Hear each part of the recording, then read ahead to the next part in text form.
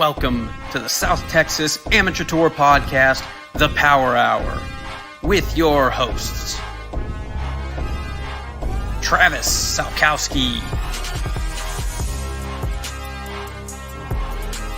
Dustin Hassan,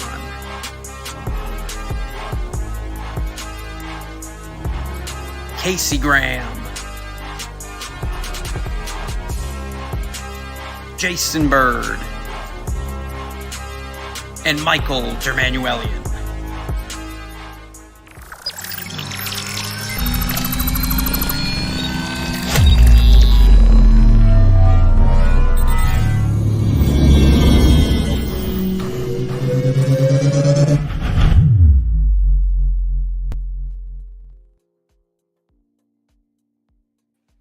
Good evening, South Texas Am Tour. What is going on? Welcome to the Power Hour. My name is Mike Germanuelian, as hopefully everyone out there knows. Guys, really exciting show for you tonight. We are coming off the weekend of match play at San Pedro.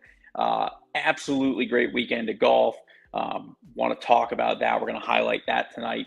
Talk a little bit about demo day, and we've got just a bunch of guests with us tonight talking about the weekend at San Pedro, talking about some of the great golf that was played, and it's going to be a good time. Before we get started, before we jump further into that on this Tuesday night, this beautiful, wonderfully warm Tuesday night, let's all just take a moment to appreciate that.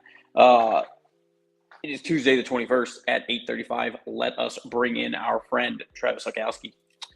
Hey, what's up, MD? Good night, good evening, happy Tuesday. Welcome back, I guess, officially. We are back. It is it's been a weird couple of weeks. It was it's a been week by myself. It was a week what did we do? Yeah, I do it by myself one week, and then we did San Pedro. Yeah, we were talking about that in our pre-show warm-ups, that it's the first real show in a minute. A month ago, MD and I were on by ourselves, and then the next week everybody was sick, and it was MD by himself, and then it was the live San Pedro draw, and then last week we didn't have a show for Valentine's Day, and here we are back on the air. It is Tuesday evening, 8:35 p.m. It is Tuesday, February 21st. This is season 2, episode 7. That is correct. Whoa, there we go. That's awesome. Thank you, everybody, for joining us. Greg Graff, thank you for checking in on YouTube. We are available on Facebook Live through our Facebook page, and also on our STX Am Tour YouTube page, which is available on our website, stxamtour.golf. Here we are. It's awesome to be back. Oh my gosh, we have so much to talk about tonight, and so many good guests, and I've still lost my voice from San Pedro. I don't know if you could tell or not, but it's like 80%. It's 80%. I was down to 0% on Sunday afternoon at San Pedro.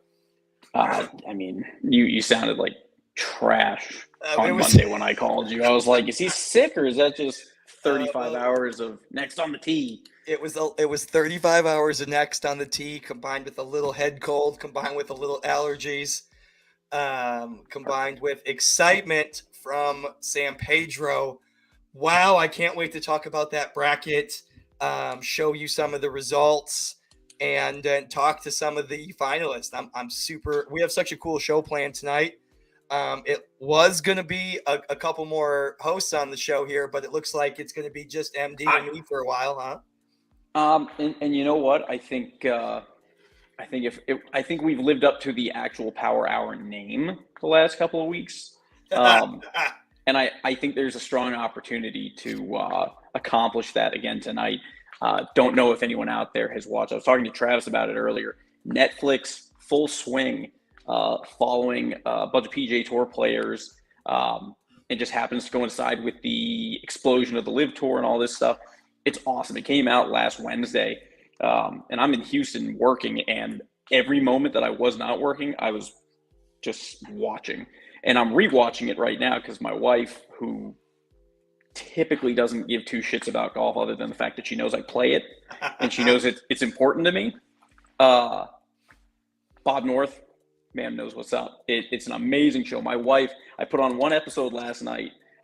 Jolly Shackelford kicked my ass this weekend. Good to hear from you. My wife, who typically never gets into golf, I was like, let me put on the first episode, see if you get into it. If you don't, it's not going to hurt my feelings. You already don't give a shit about what I do. She got hooked, and we got through like 4 or 5 episodes last night. So she's like, finish the show so we can finish watching. I was like, yes, ma'am. I'm here for it. So let's get that piece of it started. Let's talk a little bit about match play recap. Let's talk a little about some of the fun stats that we have. And I don't know if you want to wait or if you want to try and highlight Demo Day in there as well, because I think Demo Day is an important thing to mention in the recap of the grand scheme of it. I definitely want to highlight Demo Day. I think that was so cool. Do we have a graphic of the Paradigm product loaded up that we can pull up and kind of voice over? I would like to believe we do. Day 2 of the San Pedro match play Sunday. My good friend and Callaway, South Texas Callaway rep, Ian Parnaby, came out to San Pedro and was out at San Pedro from 11 in the morning until darn near 5 p.m. And there was our graphic. That's our graphic for the Demo Day. This is past already. So it was this past Sunday. And man, oh, living, do we have a great turnout. It was awesome. Scott Williams, I'm just looking at the comments right now of people that were there. Bob North was there. Greg Graff was there. Scott Williams was there. Greg Keogh, who's going to be on the show in a little bit, was there. The bank account was great. However, they offered us bonus on trade-ins. They offered us a tour discount for coming to the tour-only Demo Day. I mean, it was an amazing, amazing success as an operator, right? I love sharing my point of view as a golf operator sometimes. I get really stressed out about events like that because Ian's doing the tour a favor and putting on a private event just for us. And I get really scared. It's, Sunday mid-morning. There's only 20 people still playing. And, I text MD, who is on the list, and he's not coming back down from Austin. And Jonathan Aiken got slaughtered that morning, and he's like, I'm out. I'm not coming. Tell Ian I'm not. So, I start to worry. And as an operator, I don't want to let anybody down, including Ian, in that scenario. But man, Olivin, the turnout was amazing. The tour presence there was electric from 11 in the morning. I mean, I think Bob North was there at 10:45, like tamping his foot. Well, Ian was setting up the tent. I mean, that's how excited I was for this new product. And MD, I know you got the 3-wood. I have the 3-wood and the driver. And I mean, I talked about it for weeks leading up to it. I got antsy and got ahead of it and was hitting that stuff in the simulator and doing some of that kind of stuff. And I fell in love with it. I mean, the equipment was an automatic, like, okay, 100% this makes sense for me to add. 100% I need it. I want it. And there we go. So I was all over it. Hey, what's up? How are you? You say hi. Hi. Hi, there we go. That's pretty good. Okay. Get the hell out of here. Go to bed. So I'm a Callaway staffer, right? So I play all Callaway. So I also got fit for my driver while I was there. And me personally, I gained 4.5 to 5 miles an hour of club head speed and a reduction of 500 RPMs in spin just on the driver. That was it. And it was amazing. Without you changing anything. I did nothing. That's the same settings, same shaft. The shaft that I currently have now in my Rogue low spin. Yep. To the Triple Diamond Paradigm. Same shaft, same settings, 4 miles an hour faster, and darn near 18 yards longer on the optical flight scope, which I prefer, right? I prefer flight scope over TrackMan. Yeah. And 400 to 500 RPMs less spin on the driver, and I did nothing different. Which in the name of the game, when you look at, obviously we've got some big hitters out there that can go throw the ball. They can carry the ball a mile and a half. Look at Jason Bird when he's dialed in on that driver. I mean, he carries it just till the end of time. There's guys like you and me that I hit it further than you, but at the end of the day, I still don't have the same kind of yardage that some of the other guys have, and it's something that I struggle with. I know, same thing for you. It's like we're out there playing and you're 15 yards behind someone else. It's like, golly. So to go find that distance is crazy, and without having to make the adjustments. Yes, exactly. What I thought was really cool about it is all of a sudden I felt like I could go after it hard and miss it a touch, and it wasn't going to spin off the planet. Yep. That's what I thought was really cool about the paradigm. That's a great comment. Scott Williams was bombing drivers.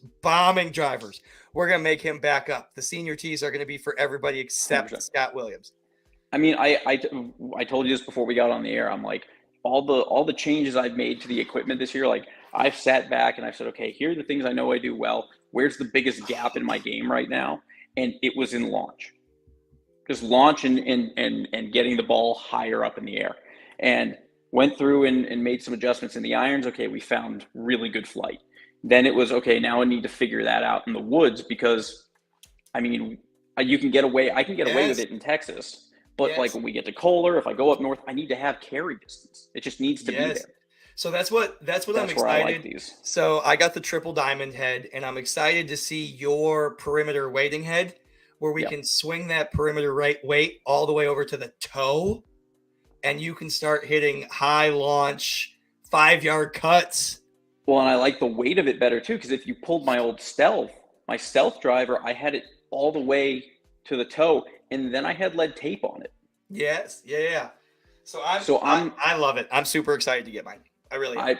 I'm excited. I was hitting it really well in the simulator with just the regular shaft that they had sitting in it. Once I put my Ventus in, that thing's going to be, towering. I'm like, I agree. It's going to be great. I wish that's the only thing I wish you would have been there, so we could have tried it with the Ventus TR shaft and see if the spin would have went down even more. 100%. I know it'll go down. And what I did this weekend, what I did on Sunday was I went to my local place called the Golf Ranch up here, which is great. My Ventus Red, I have like 4 or 5 different Ventus shafts. I had them just I pulled all of the TaylorMade adapters, and then I dropped all the shafts off over there. I said, please install Callaway shafts Callaway tips on these, please. Yes. So, and as we wrap up the demo day here, we could talk about numbers and stats till the cows come home. I love that. We could start charting these in bell curves. I think once you and I officially I'll have my 3-wood this weekend, and we'll have the drivers hopefully in the next week or so too. I think that might be just something that you and I go do, is just sit out there and we should be able to have a pretty good review range segment with some new Paradigm stuff this weekend. MD and I and Jason Bird are going to play this coming weekend with Sean Wolf. Looking forward to that.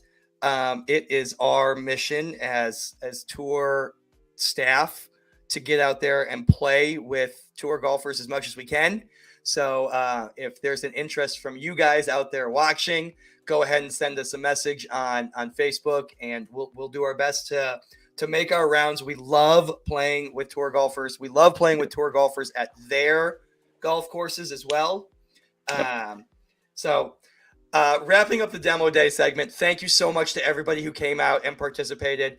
Thank you to everybody who trusted us in the go get fit, you'll see improvement, marketing. Because it really is. If club fitters say, if you don't get fit for a driver, you leave out 20 yards. Mm-hmm. And just 10 minutes dialing it in there for me. And I switched heads. From the one I was going to order. After spending 20 more minutes, I squeaked out another 1.5 miles, another 100 less RPMs. So just go through that fitting process. You'll be amazed at what that really does. So thank you to everybody that showed up. We really, really, really appreciate that. We appreciate our partners at Callaway Golf and, of course, our partners at the trail that let us take the middle of the driving range for 5 hours on a Sunday afternoon that was 80 degrees out.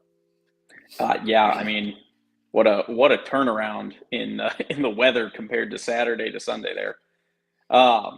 Trev, we're gonna bring out Brad. Let's get into San Pedro. We're getting into San Pedro. Yeah, let's get into San Pedro. We're gonna bring out Brad Huey, Greg Keogh. We'll bring him out here in a couple of minutes. I want to just do a quick recap. First of all, Casey Graham, where's Jason Bird? Jason Bird probably got caught at work a little late. The man. He'll probably jump in a second whenever he gets on and gets home in front of his 9 computer screens. He'll figure it out. He's not here. I'm so glad. You're all concerned about everyone else but us. It's okay. We're here. We used to be enough. Do we have the bracket to show? Can we show the bracket? Oh, hell yeah, we got the bracket. Woo! I love it. There we go. Look at every name up there. It's a lot of golf. Is a match. Every name is 2 people playing golf. 9 holes, San Pedro driving range, par 3. Under the lights, sun comes up, sun goes down under the lights on Saturday, and then back Sunday morning right away. And we wrapped up shortly before 8 p.m. on Sunday. Which is great. Great time. Which is great time. It was awesome. So that's 7 a.m. until 9 p.m. plus or minus on Saturday, and then 7 a.m. to 8 p.m. on Sunday. So it was amazing. I was talking to MD on the van ride home last night, and I was like, man, I was at San Pedro for 35 hours this weekend. Man, I loved it. It was great. And we'll get into who won and matches and all that good stuff in a second. But what was really cool about Sunday is that every single person that was still in it and every single spectator and every single caddy was in it. Everybody was in it 100%. Yep. There was no, I'm going to leave. Text me when I'm ready to come back. Everybody watched every match. We went around and followed. I mean, it was a really, really, really cool day. Yep. And everybody knows this is my favorite event. I love it for so many reasons. San Pedro's my home. I love that place. It's where I started on the trail almost 20 years ago. And now it's a full event. I mean, we had 25 people on the waiting list for this event. So, I mean, it was awesome. 280 plus rounds of golf, culminating in a 18-hole final match. The finals were Micah Carroll versus Mark Kacheski, and Kacheski didn't have a loss, so Micah had to beat him twice. So Micah beat him on the 9th hole of the first match, so we had to go back to 1 and do it again. So I mean, it was awesome.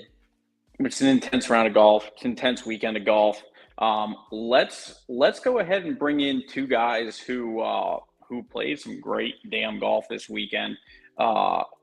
Greg Keogh had a great weekend. Greg Keogh. I need to get notes here because I gotta write questions for everybody. We got Greg Keogh. We have Mr. Brad Huey as well. Both gentlemen came out, just screaming. I played with Keogh in the first round.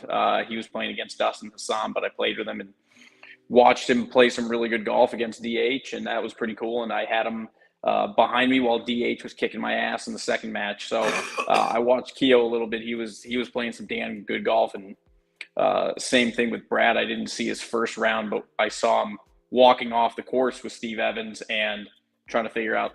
That felt like a really quick round of golf, and to come in and see what happened there was pretty cool. So let's go ahead and bring those gentlemen out there.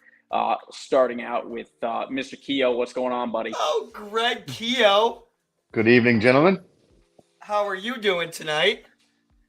Fantastic. Still recovering. Thank you. I mean, His this is legs don't great. work. I love this first segment. This first segment is going to be people who were beat by Micah Carroll.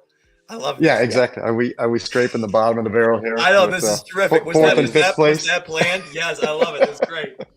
I told Keto he was my 12th text this morning. Okay. Can't hit anyone. I don't think that's the case. I think you were in the first draw. I think we went 4 for 4 on the first draw. I think. I did. It was awesome. I never get that. Let's also bring out competitor and hell of a weekend to Mr. Brad Hewitt. We're going at the same I'm time. going at the same Brad time. Hewitt. I love it. Where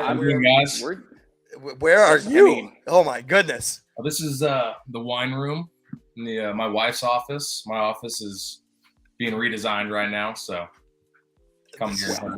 This is fantastic. Okay, that's the wine room, and we've got Brad Huey, and we got Greg Keogh. We are talking about the San Pedro match play from this past weekend, and if anybody doesn't know, this event is just a grind. Brad, how many matches did you play throughout the weekend, and then how many did you play on Sunday?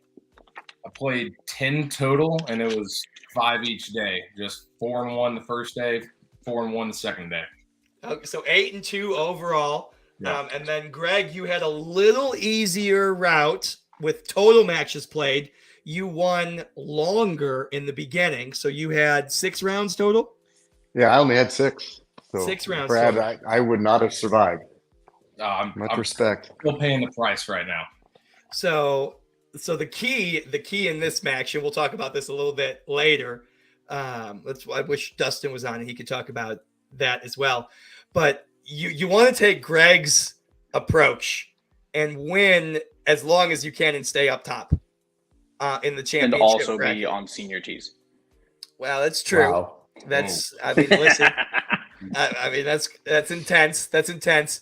But let's talk about the early loss for Brad. What does that set you up on Saturday morning when you get beat by Peter Anderson at 8:30 in the morning on Saturday, and all of a sudden you're staring at the bracket down below and there's 10 rounds in front of you? How does that change your game plan for San Pedro? Well, first of all, I'm just getting my money's worth, more matches, the buck I'm here for. But I mean, I think you just got to grind. It's just, keeping your head straight and not getting defeated, and just, going out there playing hole by hole and trying to stay in every match. We have a question. We have a question from Steven Evans to Brad, not golf related. Your first victim of the weekend. What is the most expensive? That's right. Steven Evans lost to Brad in the first round on Saturday morning, 7:10 tee time. What's the most expensive bottle behind you, Brad? $38. I couldn't tell you. $9.95 at the gas station. Maybe maybe a couple hundred. There might be a $100 bottle too, but don't let the Cosmo near your house.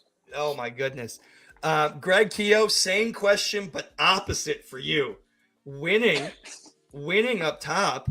How do you manage waiting? How did you manage hanging out? Sometimes an hour and a half. Between matches. As Mike was nice enough to point out, I'm a little older, right? So I definitely enjoyed the rest in between, up to a point, right? There was a point on Sunday where the wait got a little bit long. I went to demo day, took some big rips with the driver. Back was already killing me, and it took to get to the next match. It was a little bit painful, but I think Saturday was manageable. I think the pace, it was maybe half hour, an hour in between matches, just enough to get a small bucket. I was feeling good at the time. It was cool. I did like the switch to twosomes faster. I did like that. Yes. Almost too fast. I felt like between the first round and the second round, when we switched to twosomes, I had to slow myself down a little bit. I I lost the first hole in my first 3 matches. And so interesting in the stat. second match, once I lost the first hole and we were kind of still charging forward, moving quickly, I had to step back, breathe, and say, okay, let's just slow down a little bit. But yeah, I had good holes, I had bad holes. I think there were 3 holes out there that I did not win a point the entire weekend.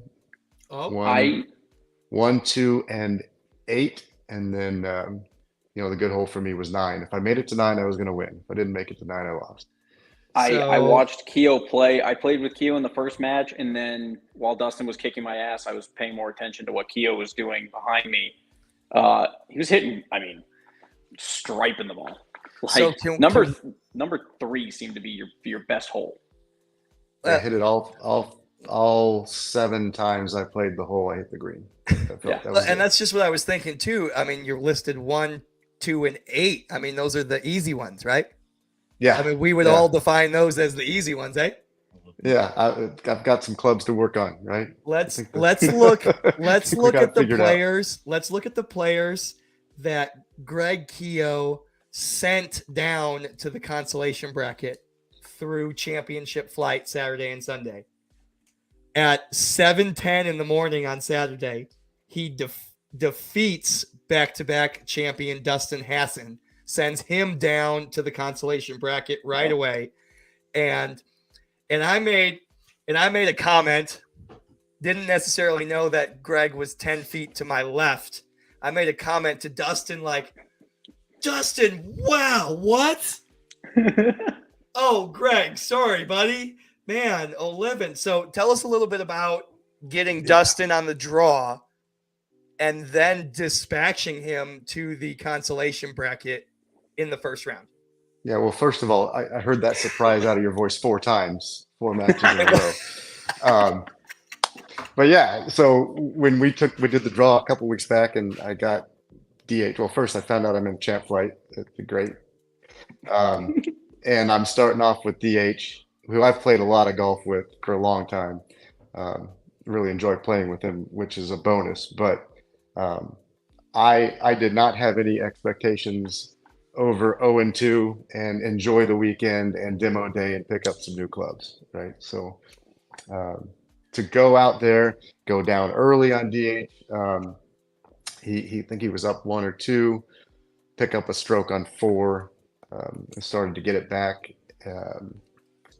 He dropped a bomb on 8 to go up 1 as we go into 9. I love the 8th hole. That's my favorite hole there. I love it. I think it's so fun. I have nothing good to say about it, but I love the 9th hole. I played 9 4 times. I made 3 birdies. So one of those was against DH. And that was enough. That was it. Well, that got me to extra holes, and then we played 1 and 2, and on 3, just to back up, on 3, DH made a world-class par. He snapped it long and left into the trees, slapped it, rolled it back up onto the green, or at least onto the fringe, and then dropped it in from 30 feet while I'm waiting the whole time from 12 feet thinking I got this in the bag. And he makes par. But I made the putt, made birdie to beat him. So that was a nice moment for me. That sets the stage, and maybe the surprise in my voice got a little lesser each time, hopefully. Maybe it got more each time. I don't know. So it starts with Dustin, then Jolly Shackelford, then Jonathan Aiken, then Chris Espinoza. And you meet Mark Kacheski in the bracket semifinals, the champ flight winner versus first flight winner. And that's where Kacheski sends you down to the consolation bracket, and you ultimately go back to back, losing to Micah, who won the event. So 7 rounds, and versus Brad Huey's 10 rounds. Now, Brad took a different path. He lost early and had to march up through the bottom, beating Baldo, Jason Sandoval. Dang. And then it crosses over. Then he beats second flighter Tim Blunt, then beats Shackelford. So both of y'all beat Shackelford. Both of y'all lost to Micah. I think that's great. I love this tournament so much. And then both of you beat Espinoza. Greg sent Espinoza down to Huey. And then Huey dispatches Tim Smith from the first flight. And then Willie Nichols in the quarterfinals to get to Micah. So this whole time on Sunday, Brad's going round and round and round and round. Was there ever a point where you were like, I can't go again? No, it was actually the opposite. Yeah, I credit my downfall to having like a match and a half break. Because if I was in a groove and I felt better coming off my 9th match than I did leaving after my 5th match the first night. All right. Okay. Because I had nonstop from 7:10 a.m. I didn't have a break until like, what was it, 2 p.m. When you were waiting for Micah and Greg to get to you. Is that? Yes. Yes. Okay. That was my downfall because I got an hour and a half break. I may have wandered over to the Callaway tent and I shouldn't have done that. And yeah, you were ripping my driver. And it was fighting me back. I didn't have enough in the tank to swing driver. That was definitely hurting. Greg, let's talk a little bit about San Pedro course conditions because I thought those greens were glass. I thought they were awesome. What are your thoughts on the par threes course condition? I think the course condition was what I would expect it to be, right? At San Pedro, it's part of the charm of San Pedro, the course conditions out there, right? A lot of tight lies, a lot of putting from off the green, right? The chipping was challenging at times. I think for the most part, I can't tell you that I missed a putt because of green conditions. I think for the most part, if I hit them well, they went in.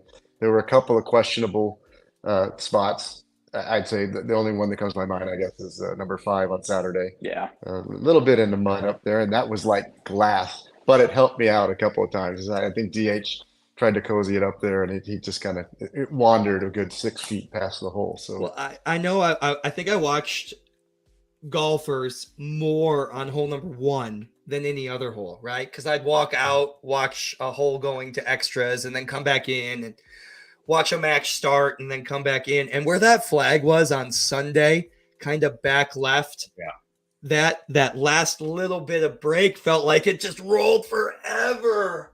I just thought that was really cool. Brad, same question to you, course conditions.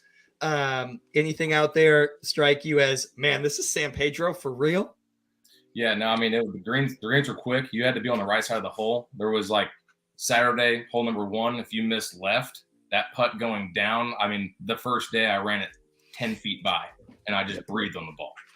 And I mean, it's just being on the right side of the hole was key, but the saber tooth got its work in. I hit 3 chips, never hit the green with a chip. So I putted everything the rest of the time. And that was the key. The saber tooth from off the green was lethal. I saw more people putt from places where I was like, what? And hit good shots. Like, I mean, listen, we're going to talk to Micah in a minute. Micah putts from everywhere. I thought that was great. Morgan Graff putts from everywhere. I mean, I think it's really cool. I love San Pedro. MD, I'll kick it back over to you. I feel like I could rip off questions to these two for the next hour and a half. And we have them for 4 minutes. So, I mean, guys, just general experience. I mean, you talk about this event. I know, Keo, you've been in the mix a bunch of times. Brad, I know you've played there and you kind of know what that's all about. When you're getting down there, what's kind of going through your mind as you're kind of getting into that semifinals, last couple of rounds there? Obviously, you've been playing all day. You've been rolling, grinding. How are you staying focused? Like, I mean, what is going through your head just to kind of keep you physically and mentally just there? And we'll start with Keo. Yeah, for me, I'd say that was the whole challenge, right? I was getting a little bit tired, and to mentally stay in, especially when you go down early, to know that there's holes left. I had to keep myself just remembering that there's a lot of golf to play and stay in it, stay focused. When I did get tired, obviously I lost those last 2 matches later on Sunday, and I would attribute both of those to really not being able to stay as focused as I would have liked, right? I think Kucheski and Micah both pulled it out because they stayed in the game. Kucheski's gritty. I let Micah win a little bit. He had his daughter there, and being a father, I didn't want to see her, have to watch. I think her that's father lose. fantastic. You heard didn't it want to here, make her folks. father cry. You heard Yeah, it here, folks. Greg let Micah win. It's great. Hell of a charity move, man. I love it. I try to be a nice guy. Be the first. That's the first question I'm going to ask Mike. I'm just going to be like, hey, Keo let you win, right? I don't want to confirm. Yeah, it's like the But I scene. confirm that. It's like the scene in Fast and the Furious 37 where Dom lets Brian win at the end because he's going to be a father and he lets off. It's the same exact concept. That's exactly what was going through my mind. You got it. Yep. And both of you were pretty well cooked by the end of the round. Yep. Mhm. I agree. Good job, Vin Diesel. I appreciate it. Yep. Huey, same question. What's running through your mind? How are you staying kind of in it, zoned in, and mentally just grinding through those matches? It's a lot of golf. Yeah, I think it's just, one hole at a time. You can't be thinking about, if I win this, what's my next match? You can't be thinking about, next hole. You got to be every shot. You got to be in that moment and just, try and make a good swing on it, put it close, try and make par. My goal was to par every hole. If I par every hole and I lose, I'm never going to be in. Right. Yep. So it's just one of those things where it's just take it one shot at a time. And have short-term memory. If you have a bad hole, you can't let it get to you because you can make it 12, you can make it 3, you're only down 1. So it's easy to get That's it back. the beauty of match play, isn't it? All right, guys. Final minute here before we say goodnight to you guys. Brad, start us off. What was your favorite moment, favorite shot, just favorite part of the event? I think it had to have been when I beat up on Sandoval. It's one of those things where he's my boy, he's my partner, and we do everything. But in the A squad, we were both in the winners bracket. We both had to win 2 matches. We both lost the match to play each other, and then went down, had to win 1 more match each to then play each other again late Saturday night. I had Tyler Pascal in my bag. He had Austin McDowell, and it just came down to the better team. Is all we got to say. there you go. That's And a lot of Tyler popped it in that's there. a lot of spectators watching that last event. It's 8:00 on Saturday night. We've been at San Pedro for 15 hours, and it's that's pretty. That's awesome. I love it. That's a story for another podcast. We can talk For about the another A night. squad. Yeah, that's great. Keo, same question. Favorite moment, favorite shot, favorite part of the weekend. Oh, favorite part of the weekend was probably beating both of the Hondo boys. That is awesome. I love that. That's great. DH has got to be the top of my list, right? To make the putt on 9 and to make the. Can putt we on make that 3s and- T-shirt? hell of a Greg putt. Keo 2 Hondo O. Can we do that? I think we can make that T-shirt, right? I'd wear it. I would wear I it. think that's great. Yeah. Coincidence that he's not here tonight. I was looking forward to this. There's a flat tire on a highway somewhere out in the Flat country. tire. So Mhm. I get it completely. But yeah, looking at the score at the bracket here, it makes sense why he didn't want to show up and take this. You know? Smart. Yeah. Well, guys, thank you so much for joining us tonight. Congrats on playing some great golf this weekend. I would assume we'll see you guys both at the next event on the 12th. Absolutely. Perfect. You betcha. Yes, sir. All right. All Thanks right, for the good guys. event, Well- Travis. It was fun. Hey, it's our pleasure. Thank you guys for coming on tonight. Everybody, Brad Huey, Greg Keo, round of applause. Thank you for joining us, guys. Thanks, guys. Great playing, guys. Appreciate it. Thanks. Have a good night, guys. Woo! It's Alrighty. so cool to be back in the swing of the podcast. No pun intended. We've been away from doing what we do best, and that's getting tour golfers in the spotlight, right? Getting amateur golfers in the South Texas golf spotlight. That's what we do. And it's so cool to get them on the show. Brad Huey, Greg Keo. Greg Keo finished tied for 5th in this event. Brad Huey The fourth place victory cookie for Brad Huey. Danny Puckett finished third place. And I believe coming up next, we have second and first coming on the show. Is that right? Second and first. So I am waiting on Micah. Micah actually just jumped on right now. I was talking to Micah earlier. He's on the East Coast. I assumed he was doing the rounds with the late night television guys. Obviously, it's like winning the Masters or anything like that. He has to go on go do the interviews. Yes, and stuff I agree. Like that. He had to fly to Florida and get on he's doing something on the morning drive. I thought he was on winning Kimmel this event. tonight, yes. To be honest. I wasn't sure, but he did agree and was willing to grace us with his presence. So yeah, let's go ahead and bring in our champ and runner-up. First and second. Let's start with second place. Hell of a weekend. Mr. Mark Krzyzewski, how you going? What is going on, man? Going on, guys? Hey, Mark. How are you? Thanks for coming on. Absolutely. Thank you for having me. I love the golf. I love the golf set behind you. That's very good staging. I like that. We've got the golf clubs. We've got some left-handed hickories on the wall. Is that correct? I got the flip screen going here. Okay. All right. Okay. Yep. All right. And let's go ahead and bring on our champ, Micah Carroll. Micah Carroll, good evening, buddy. How are you doing tonight? Howdy, guys. Good to see you. Thank you for joining us at 10:14. Yeah, it's late. It's late over there on the East Coast. Getting your rounds in on the real media after your win at San Pedro. Hold on, I want to before we get into matches and events and course conditions and you guys, I want to take this moment to talk about the point standings. The point standings are updated on the website. That's stxamtour.golf. Under the point standings, drop down in the main menu. Point standings are updated, but we already know these guys finished second and first in the last event at San Pedro. MD, can we pull up that top 10 graphic?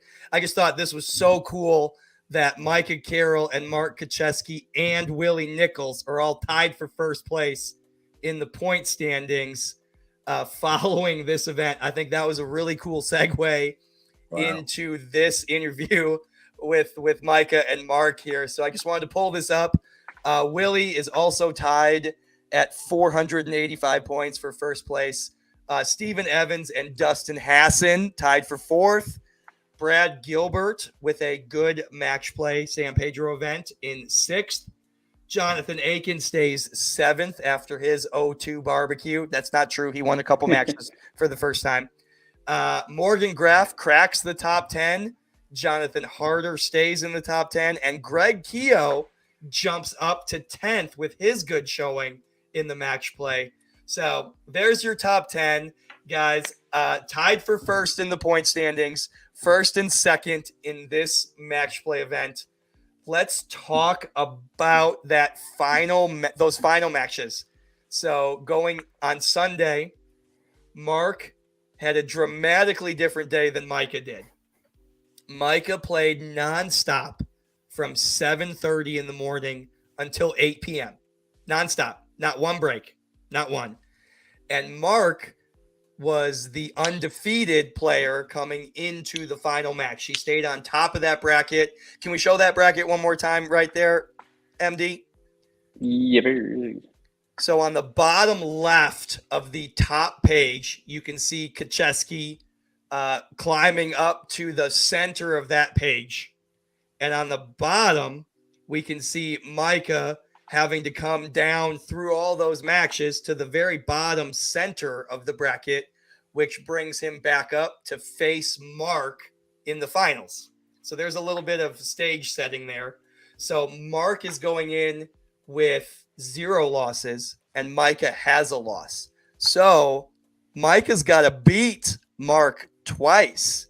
So we call the first one the flip match. It almost always happens. We believe there's only been one person that has gone 6-0 up top, and that was Jeff Vexler in like 2018 or something like that. Dustin said at San Pedro. So Mike is playing round robin golf. He's playing 10 rounds on Saturday. 10 rounds on Sunday to get to Mark, and Mark's just waiting. Mark plays a match and waits an hour, and plays a match and waits 2 hours, and plays a match and waits 4 hours. And Micah is just next on the tee, next on the tee, next on the tee, round robin. So let's talk about you guys on the first tee of the flip match. What's going through your mind having such dramatic days? We'll start with Mark. What are you thinking with a loss to give on hole number 1 there of the flip match? Oh, no doubt it gave me a lot of comfort knowing that I had a little room to give. I played well that morning, but I wasn't at my utmost of confidence. So I knew I had to hit as many greens as possible. And if I didn't, I was all right. I was confident in my up and down. But I definitely liked having the feeling of getting a chance to play twice. Right. It's like knowing you've got the breakfast ball on the back nine still left, you know? Absolutely. And what are you doing? Like, I mean, you're sitting there and you're waiting in between all these rounds. Obviously, you guys are on different ends of the spectrum where it's Mike is just rocking and rolling throughout the day. You're getting those big breaks. Yeah. What are you doing in between those breaks just to even stay in the right headspace? Mark scouted Micah so many times. He got bored scouting Micah. That's how much Micah was playing and how little Mark was playing. Yeah, I honestly, I think I would have been better off without the big breaks. And then I kind of held myself back from getting out to the range too much. I kind of was questioning whether that might not be the best idea. So I just tried to keep my nerves calm and kind of chill out and watch Travis run in circles doing his magic. So it was good. Well, yeah. It was good. Same question. You had just dispatched Huey, then immediately went out and got Danny Puckett, had to give up a bunch of strokes, survived that, and go right to the first tee to play Mark, knowing you have to win twice. What are you thinking on the first tee there? Well, I wish we had this conversation like Monday morning or Monday night, because I've had so much whiskey in the last couple of days to try and match the pain my body is in. I can't remember what I was thinking, to be honest with you. I remember in such a huge grind. I mean, I had no idea how I was still able to walk, to be honest. And everybody knows that I have back issues, and it was just one of those things. And I really, I know Mark can hit the ball, and I was just like, well, let's just like Brad said it a minute ago. He said hole by hole, and that's exactly what was going through my mind. Hole by hole. Don't think about the future. Don't think about the past. Just go hole by hole. Okay, so let's fast forward a little bit, and the match is all square. This first match is all square through 3. Then it flips on 4. And then it comes back to all square on 5. So we're all square going into 6. Micah wins 8. No, I'm sorry. Micah gets it back to all square at 8. Is that correct? On the flip match? Yep. And then going into 9, I remember a comment from Mark earlier in the day. I haven't played the 9th hole ever.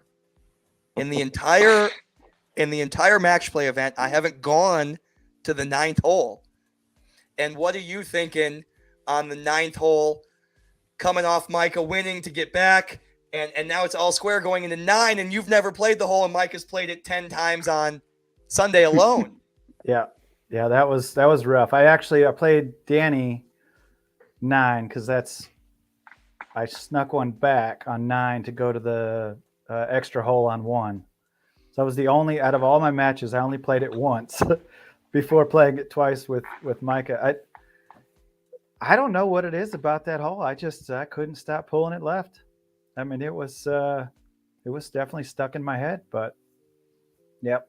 And then I really dropped the ball here. I'll ask the same question to Micah, but I had that. Micah made birdie on the 9th hole in the flip match to flip it over and go back to the first tee and play the final sudden death match. But I have that putt on video, and I apologize. I want to take full responsibility for not displaying that on the podcast tonight, so MD doesn't take any heat for that later. That's all me. But same question. What are you thinking about over that birdie putt on 9? To flip the match and take it to your 10th match of the day, and all of a sudden it's heads up. And I mean, that putt was back of the cup. Maybe if you missed that, that's 5-6 feet past the hole, maybe more on that whole location. Tell us the 9th. Walk us through the 9th hole for you. I don't know. I was just hitting the ball so good that day, and all weekend really, and I knew that with fast greens, I'm terrible on slow fuzzy greens. I'm a terrible putter, but if the greens are fast, I know the line, and as long as I hit it on the line, it's gonna go in, right? And that section of hole number 9 was just sheer glass, right, on Sunday. I mean, it was so quick right there. Yeah. So I saw the line. And I just hit it with confidence, and I did. And I think it actually popped up in the air a little bit when I hit it. I wish we could see it on the video right now, you know. But that was the first time. 6 other times on Sunday, I said next on the number 1 tee. Well, Micah was on the 9th green. Oh, yeah. I want to be fair here. You said I played the 9th hole 10 other times. There's actually a few. 4, maybe 5 matches I won 4-3, 2-3, or 3-2. You know, I didn't make it to the 9th hole every match. Well, it was dramatic effect when we were talking about Mark not getting there, I guess. I'm sorry. Okay. I apologize for taking away the ass whoopings on other people. I apologize for taking that away. But that was, so you made the birdie on 9, and I immediately said next on the number 1 tee. And that was the first time Micah didn't shrug his shoulders like, oh, I gotta go again. That was the first thing. Popped up and walked right off. And I thought the body language there was so commanding. And we go back around, and Micah, I'm gonna have you walk us through that round too in a bit here, but we go back around and Micah emerges victorious after all of this golf. And we have a question from Stephen Evans, question for the champ. How rewarding was this victory after all of the back problems you've endured on tour this year and last year and right now? Oh, I mean, huge. Last year I contemplated calling it quits and trying to schedule a back surgery. The same with this year. I'm kind of in between healthcare right now, so I'm trying to figure out whether I'm going to schedule a back surgery for this year. Jason Cross knows all too well about that. And for my body to be able to do what it did at San Pedro is really kind of a miracle. I honestly don't know how I did it. I could barely walk on Monday, to be honest with you. I could barely talk. Yeah. I had nothing. And it's huge. I'll be honest. I played in a scramble with Mike Freeman, Casey Graham, and Mike Ray on Wednesday at the Quarry, and we won.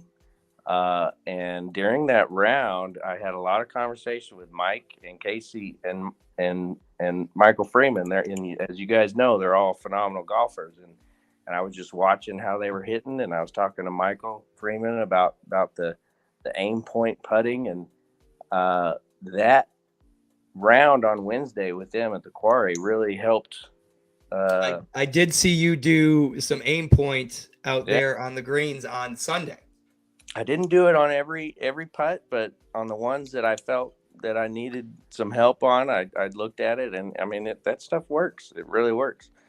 And that win, on Wednesday helped with my confidence and how I was striking the ball that day as well. So I just carried it over, I think. And how did it? Now, Keo was on earlier. You missed it. He admitted to letting you win the match against him strictly out of fear of embarrassing you in front of your daughter. But That's how was true. that having her there? Did she kind of realize Dad won? Well, let me address Mr. Keo first. Who He is still tried to in let the me win. backstage right now watching? He didn't try to let me win hard enough because I was trying to let him win.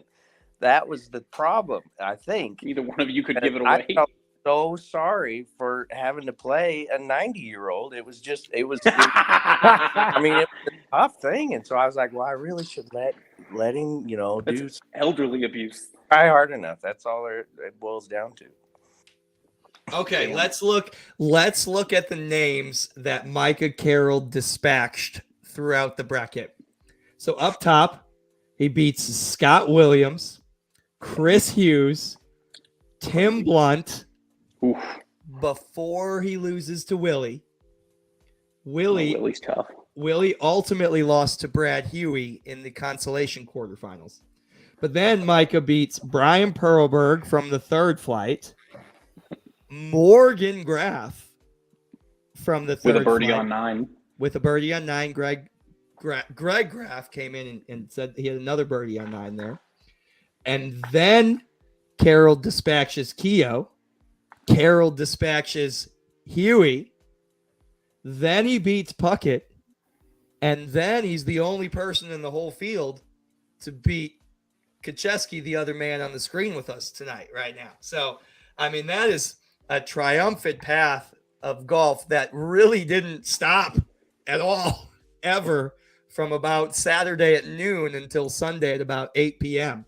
So congratulations to you, bud. We're going to scroll through those pictures.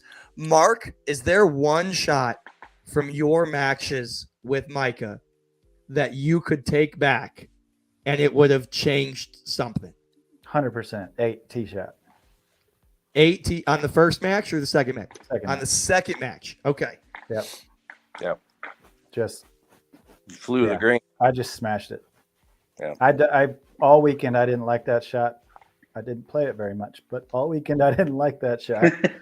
And it was a really cool setup on Sunday. It was the right tee boxes with it's technically the front of the green, right? The front left hole location, which turned out to be the back left from that angle, kind of over that hump. And it was a really tricky 70-yard shot. Yeah, 84 was the 84 for Sunday was 84, and usually that's I'm happy there at 84, and I don't know what it was, but I couldn't get comfortable over it, and I mean I sent it right over the flag, but I sent it way over the flag. It hurt. It hurt. Well, that MD, back to you. Questions from you. Questions from the audience. We have tons of viewers right now. I'd love to get some questions from the audience. I mean, but just in the general sense, I mean, obviously both you guys.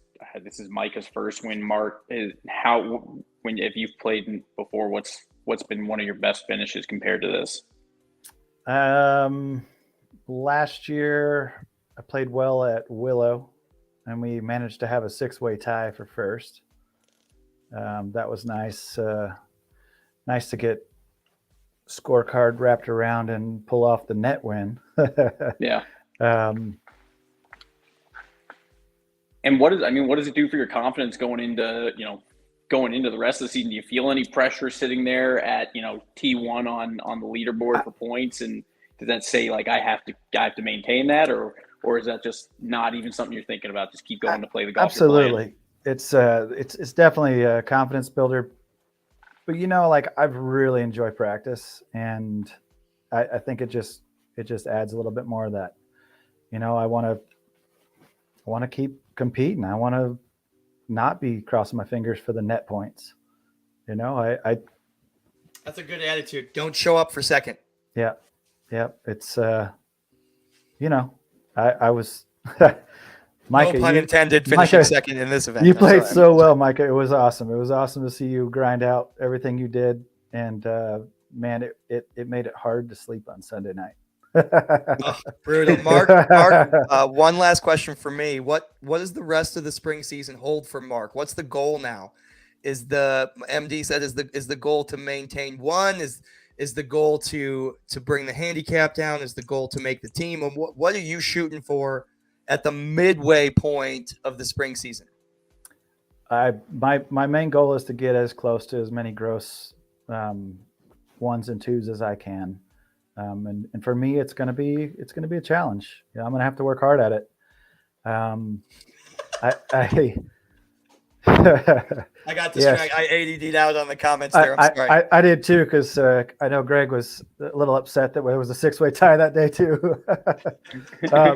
But yeah, in all reality, my goal is to get as close on the gross points as I can. Of course, I'll take net points when they happen, but I'm terrified of the victory cookie stays the same. Yeah, exactly. But I'm terrified of shaving down that handicap. Man, those champ fighters make me nervous. Yeah. Yeah, it's Can I say champ fight's a different breed. No, you can't say anything. Let me tell you, Mark was such a pleasure to play with. He's such a nice guy. And I felt so comfortable playing with him in the last 2 matches. If he had been a little more, aggressive and not such a nice guy, maybe I would have been intimidated and maybe not played. Just gotta throw that out there, you know. It's hard to get out of me, man. It's hard to get out of me. I'd rather be smiling and cheering on my opponent. And I know that doesn't make sense in competitive golf. So, well, I mean, that just checks a box for the camaraderie on tour. When we talk about, I was about to say, I'm like, well, that's, I mean, what's happening here is essentially what we always aim for on the tour, which is it's meant to be super competitive, but at the end of the day, I mean, it's nothing but respect and love and appreciation for the other players you're playing against. I mean, it just doesn't get better. I mean, that's why it's great. We can come on the air and have a 30-minute civil conversation after Micah whooped up on Mark 2 times in a row. You know, I mean, I would not have accepted my response. I would have said, if I was Mark, I would have said no for sure. What are you talking about? I don't want to see Micah. I don't want to be on the same cameras as Micah. No. Hey, I'm ready to play around whenever you want, Micah. Let's go. Let's talk about the point standings. What's it like knowing that the San Pedro match play propelled you to T1? You're both T1. Tell us a little bit about what went through your mind when that graphic came up, and how you're going to play. We already heard that question from Mark Gross side. How you're going to play, Micah, and then we'll come back to the points for Mark. How you're going to play the rest of the spring season, T1 now.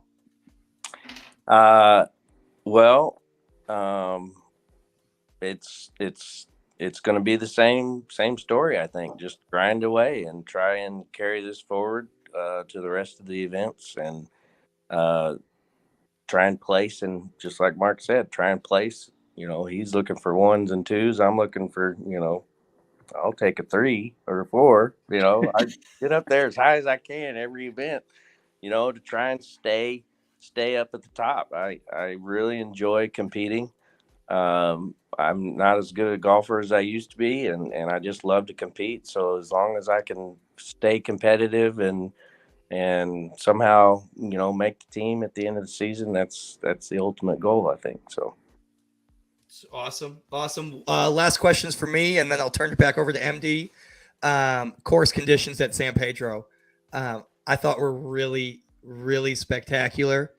San Pedro pumps through 200 plus rounds a day on that par 3 course, and it's February, coming off an ice storm 15 days ago.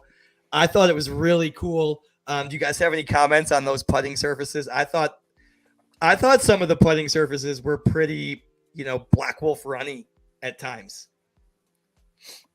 Micah, you want to go? Mark, go for, Mark, I'll jump first. In. I loved it. I was really impressed. It wasn't so much the putting aspect that threw me off, because I really do, like Mike was saying, I feel more confident on fast greens because I pick a line and let it rip.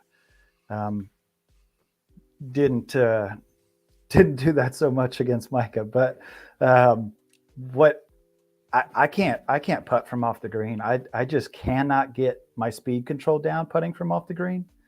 But I have over the last 8 months, 9 months been working so hard on my short game that it still saved me, even though I had some mistakes that ran long, but it saved me through all of my rounds. It really did. But knowing that you can't just do a one hop stop was an eye opener for me. And I felt it, and I tried to send some high, and that was hard to do as well. But I thought the putting surfaces were great.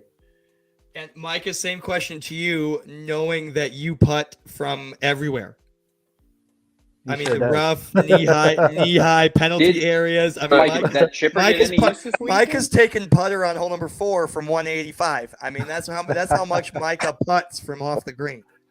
So talk about the course condition for you there, bud.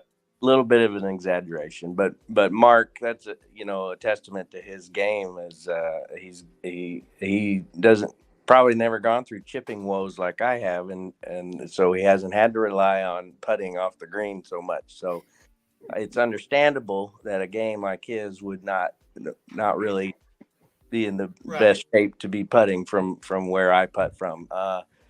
But my chipping is around, and I'll bring out one shot that sticks out. Like the shot of the tournament for me was on hole number 4 when I was playing against Morgan.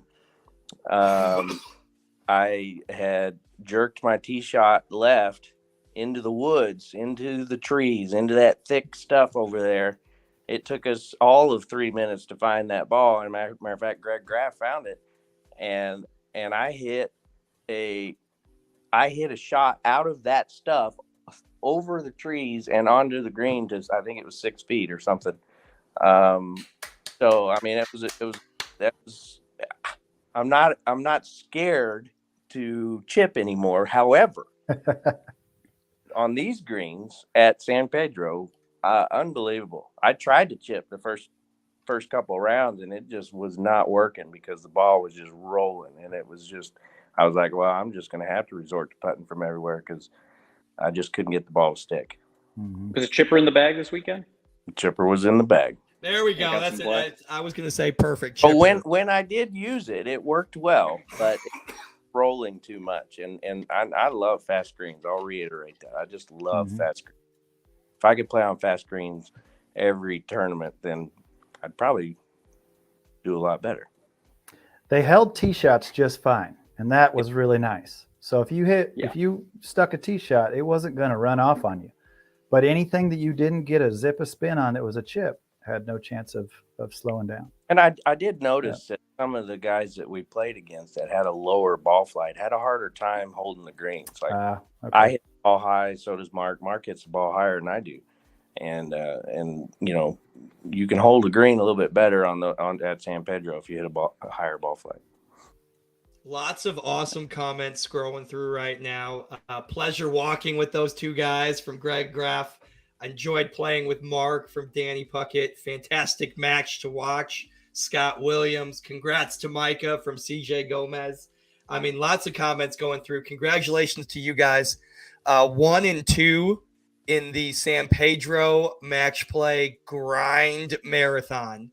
Congratulations to both of you. Tied for first in the point standings with Willie Nichols. Anything else to add, you guys? And before I turn it back over to MD?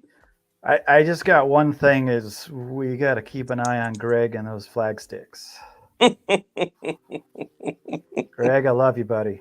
You just need to jiggle it a little bit. Well, Greg was caddying in the final round and pulled the cup out accidentally. God, that guy's so funny. I did hit chipper on Flight Scope at the demo day. I was hitting 145-yard chippers on a fucking rope at the demo day. So dang it, now we got to put a demo day. We got to put that in play. Yeah, it was awesome. Well, guys, thank you so much for joining us tonight. Congrats again on playing so well this weekend. Micah, congrats on winning the San Pedro match play. You have a target on your back for next year now. Sure. There is a support group meeting that Dustin holds. Yeah, Dustin's excited to get somebody else in the group. It's been just Dustin for so long. And hopefully, when we're at Kohler this year, you don't hit any bad shots that I get on camera, because then it's going to end up being your video that I play all the time. That's terrific. Guys, thank you so much for joining us. We'll let you get back to your Tuesday nights. Mark Kacheski, Micah Carroll, everybody, thank you so much for joining us. Great playing, guys. Thanks for joining us. Cheers, guys. Thanks, guys. Excellent tournament. We'll see you guys on the 12th of March. Right. 12th of March. All Woo! right. I love interviewing tour players. I'm so glad we're back to a normal Power Hour podcast kind of script, and I'm really, really looking forward to it. Yep, I'm excited to be back on track with this. I was sitting in the car today driving and working on just some different ideas for some more of the content stuff, like trying to do some. We got to do the match, you and I, against Sandoval and Doc last year. I got to figure out our next group that you and I are going to play against in an event, and start coming up with some more stuff there. That'll be a lot of fun. I want to definitely highlight and do some more stuff with our tour golfers this summer, doing some more off weekend stuff and getting some more videos and having some fun with that. That'll be a good time. But always excited to kind of be back doing this, and more importantly, getting our tour players highlighted for the amazing golf they play, and getting back into the normal podcast Power Hour routine. I've got some fun facts from San Pedro this past weekend. Fun facts. Hit us with some fun facts. Yeah, fun facts. I'm sorry, I know I'm running late. I know we were doing so well on your schedule, and here we go. We're gonna ramble on for a minute here. Okay. Fun facts from the San Pedro match play this past weekend. The top four: first place, Micah Carroll; second place, Mark Kacheski; third place, Danny Puckett; and fourth place, Brad Huey. 1, 2, 3, and 4. All from different flights. I think that is so cool. Total flight earnings. This is the 16 people in 4 flights for the San Pedro Match Play event. Championship flight, the 16 golfers earned a total of 1,635 points. Second flight earned a total of the exact same, 1,635 points. Third flight earned 1,620 points. And then the flight that we said was statistically the hardest to compete in got whooped up on the most and only earned 1,500 points. So first championship flight, second flight, and third flight were only separated by 15 points throughout the whole flight. I mean, that's just amazing. Just really accredited to the San Pedro match play grind. The handicap system was amazing. So many matches went to extra holes. Just a really cool event. Now, with that being said, I'm glad it's in the books because it is a long weekend. And then a little 2 fun facts about the point standings, which are available on stxamtour.golf under the point standings drop down in the main menu. 230 unique golfers have competed through the first 4 events. 230 unique golfers. 11 players fell out of the top 50 after San Pedro. 11 players jumped above the cut line for the playoffs after San Pedro. That is a big number. And we are almost halfway through after this next event. After event 5, we're halfway through the spring. So we're going to start talking about every point matters. We're going to put that on a t-shirt. Every point matters. And that leads me into the big news of the evening. And this will be in the newsletter tomorrow. It's not even on the website. It just happened at 5 p.m. today. March 12th, the next event on the tour calendar, March 12th, individual stroke play, sold out event, is moving venues. It's changing venues. It is going to move away from Willow Springs to Mission Del Lago. So March 12th, STX Am Tour Spring Event number 5, individual stroke play, will be played at Mission Del Lago. This information will be on the website tomorrow. MD is going to Facebook it as soon as we're off the air tonight. And then it'll be abundantly clear in the first notice to players, which is going to come out next week, Saturday. That is March the 4th. And guys, just to get ahead of it before we get asked a million questions, ultimately the reason for the change, if you've played with us long enough, it's not the first time that we've made a venue change. Ultimately, the idea is with so many golfers competing, so many players, we want to make sure that you guys are playing on the best golf course possible and in the best shape.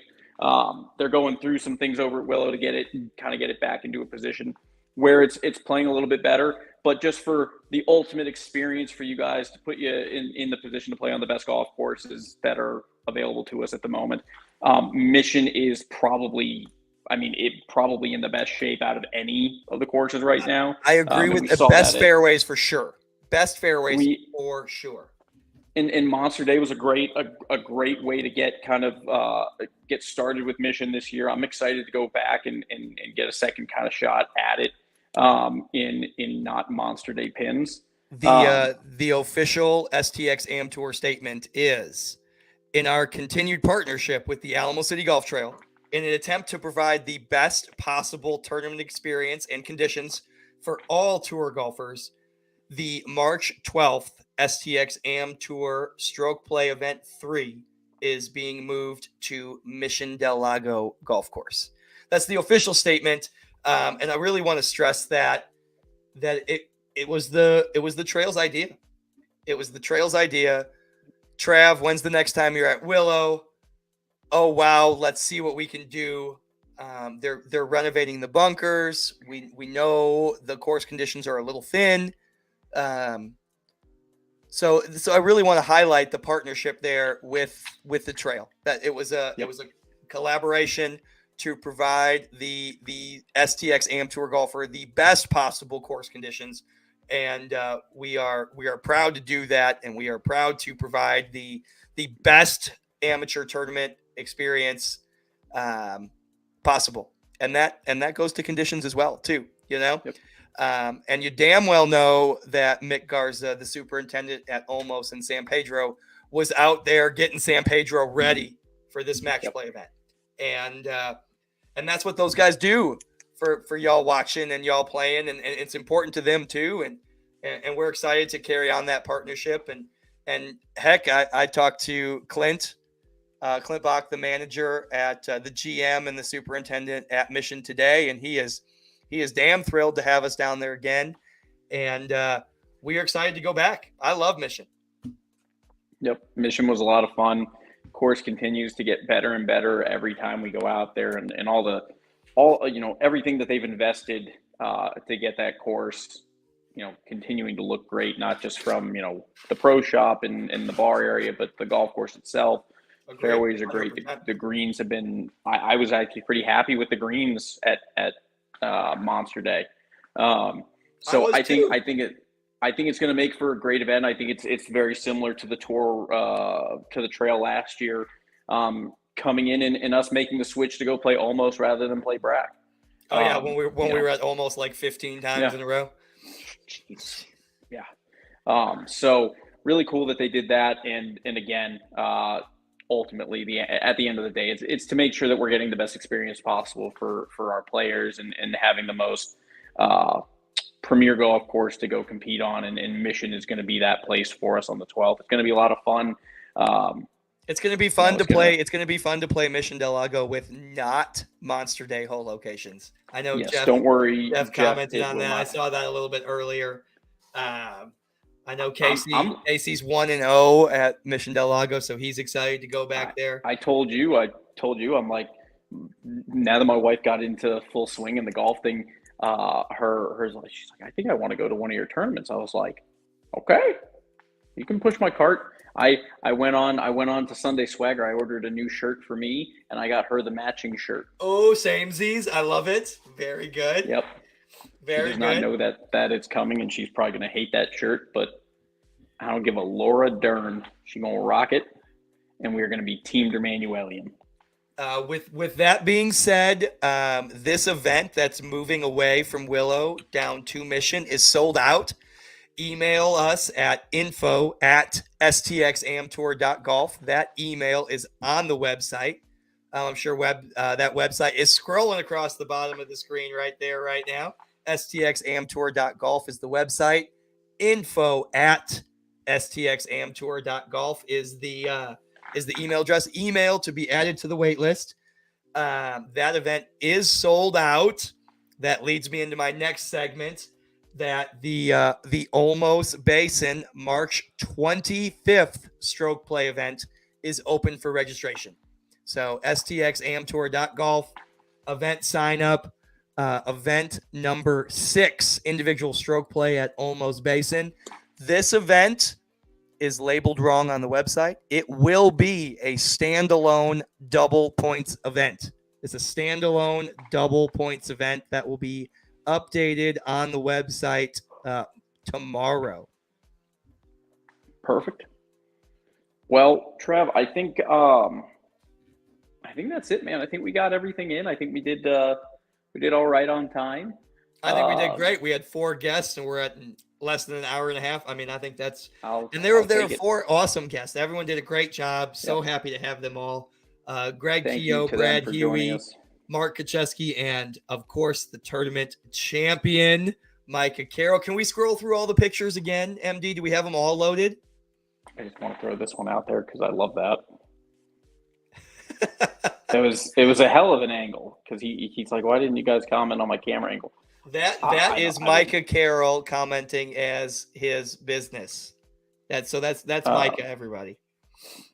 There's Morgan Graff. That is a T7 finish. There's Mark Kacheski, our second. I'm gonna just jump around to random. Yeah, I'll do my best. Here. I don't even. I'll do my best. That's Brad Huey, 4th place. Danny Puckett, 3rd place. Look at that. That's awesome. I love Danny Puckett. He's so fun to hang out with. There's Greg Keogh, T5. There's our tournament champion, Micah Carroll. That is before the first of 2 matches. Micah and Mark getting ready. Yep, still friends. That's all the pictures that we had. Okay, I think that's it. That was it. I think I think we're missing Tim Smith. Finished 5th, tied for 5th, tied for 7th. I have lost 7th, but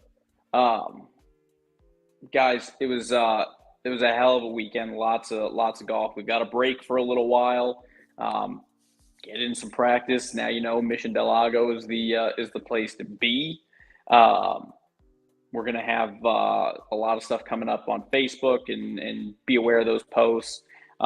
Thank you guys so much for participating in Demo Day, making that just probably one of the more crazy successful demo days out there. That I mean, what happened out there doesn't always happen like that. Willie Nichols was the other T5er, and Tim Smith was the other T7er. So that was Morgan Graff and Tim Smith at T7. Greg Keogh. You know what? I Willie had Nichols. those pictures added. I did have them added, and now they're not there. So I'm gonna have a conversation with the guys at StreamYard because I know I posted those pictures. Now that I'm thinking about it, I added them earlier. All of those pictures are available at the event result page at stxamtour.golf. And on the Facebook page. On the Facebook page, yes.